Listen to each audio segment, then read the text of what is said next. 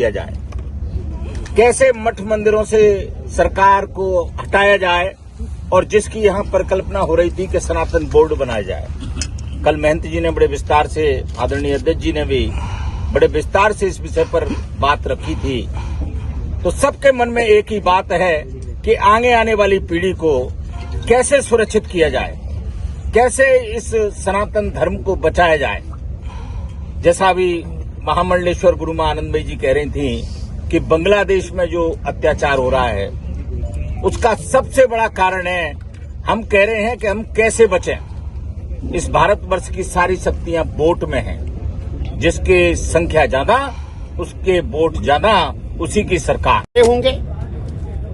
हमारी अखिल भारतीय अखाड़ा परिषद की बैठक होगी, उसके बाद कोई निर्णय लिया जाएगा।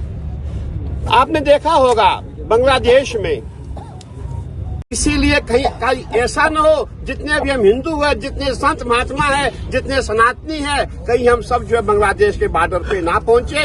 इस स्थिति से निपटने के लिए सरकार हस्तक्षेप करे और हिंदुओं को सुरक्षित करे, ये हमारा एक विषय था।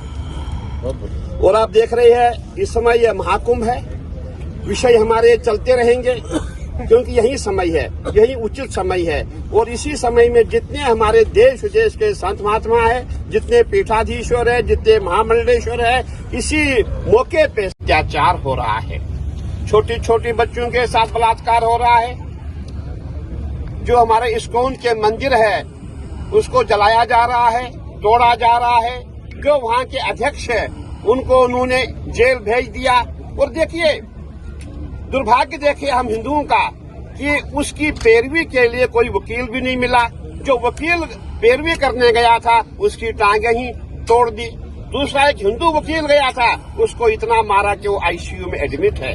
अब उस जो हमारे चिन्मय महाराज है, चिन्मय बापू है, उनके पास वकील नहीं है जो कोर्ट में उनकी पैरवी करे, जो उनको बेल दे। दुर्भाग्य हमारे देश। छोटी छोटी बच्चियों के साथ बलात्कार हो रहा है, घरों में लूटपाट हो रही है, जलाया जा रहा है, मारा जा रहा है। मंदिरों में जितने हमारे संत महात्मा है सबको जेल में बंद किया हुआ है। जितने हमारे मठाधीश है, जितने हमारे महंत है, वो सब जेल में बंद है। हमारे इस्कॉन के जितने पदाधिकारी है सभी जेल में बंद है। जब हमने उनको देखा, उनको इतनी यातनाएं दी गई है, वो बेचारे बोल भी नहीं सकते हैं। इतनी यातनाएं दी गई है वो देख भी नहीं सकते हैं।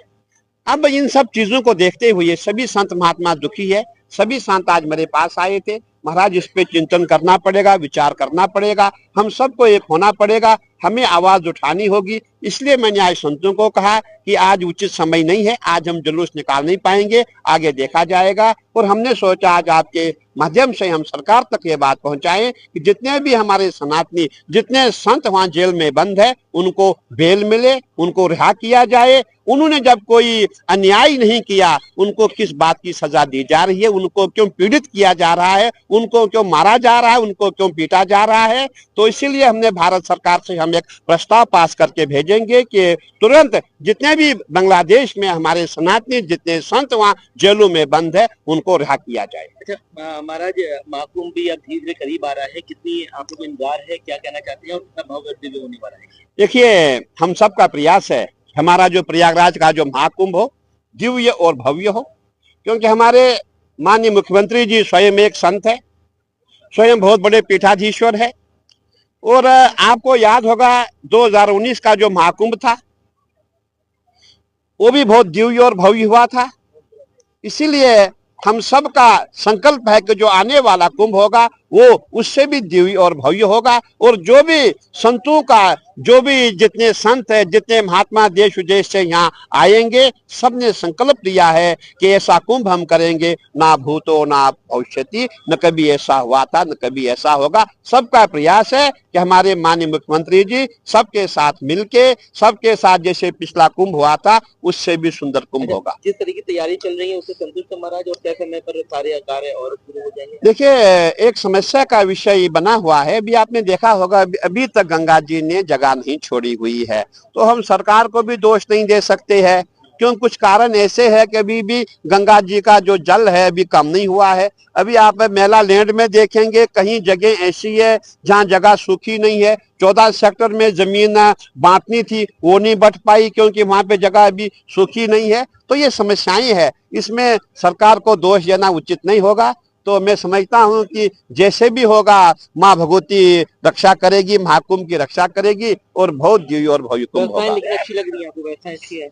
नहीं, आपने देखा होगा कि अभी समय पूरा जो इलाहाबाद है, पूरा इलाहाबाद खुद चुका है, खोदा गया है और बहुत जल्दी उसको ठीक ठाक किया जाएगा और बहुत ही सुंदर सिटी उसको बनाया जाएगा। और यहाँ जो मेला क्षेत्र है, मेला क्षेत्र में धीरे धीरे कार्य हो रहा है। अभी संत महात्मा आएंगे। देखिए, जो आप देख रहे हैं कि मेला क्षेत्र में काम क्यों नहीं हो रहा है, मैं इसके पीछे की बात बताना चाहता हूँ। मेला क्षेत्र में तभी काम होगा जब हमारे संत महात्माओं को जमीन मिलेगी, जब उनको अलॉटमेंट होगा। अलॉटमेंट होने के बाद ही यहाँ पे पंडाल बनने, टीना लगना शुरू हो जाएगा। जब संती अभी नहीं आए, अभी जमीन ही नहीं मिले, तो यहाँ पे आपको विकास कहाँ से मिलेगा? इसीलिए आपको दिख रहा है कि अभी यहाँ बिल्कुल वीरान सा छाया हुआ है, वीरानी छाई हुई है। मैं ये कहना चाहूंगा बहुत जल्दी आने वाले दिनों में यहाँ आपको पूरा मेला सिटी दिखाई देगी, जैसे आपको 2019 में दिखा था, उससे पहले दिखा था। प्रयागराज का तेजी से बढ़ता अखबार, सनसनीखेज घटनाओं का आईना, कशिश मीडिया, हिंदी दैनिक समाचार पत्र, वर्षों से लाखों पाठकों का विश्वास, योग्य और प्रोफेशनल पत्रकारों के साथ सामाजिक उत्थान के लिए कार्यरत, सफलता पूर्वक प्रकाशन के 17 वर्षों से आपके बीच प्रयागराज से प्रकाशित हिंदी दैनिक समाचार। विश्वसनीय खबरों के लिए आज ही जुड़े, बच न पाएगा कोई हमसे छुपकर। कशिश मीडिया की नजर शहर के चप्पे चप्पे पर, भ्रष्टाचार को उजागर करने वाला, जन समस्याओं पर आधारित कशिश मीडिया। समाचार व विज्ञापन के लिए संपर्क करें 94549 73605। अपने शहर की ताज़ा खबरों के लिए कशिश मीडिया हिंदी दैनिक समाचार पत्र फेसबुक पेज और यूट्यूब चैनल को सब्सक्राइब करें और बेल आइकॉन जरूर दबाएं।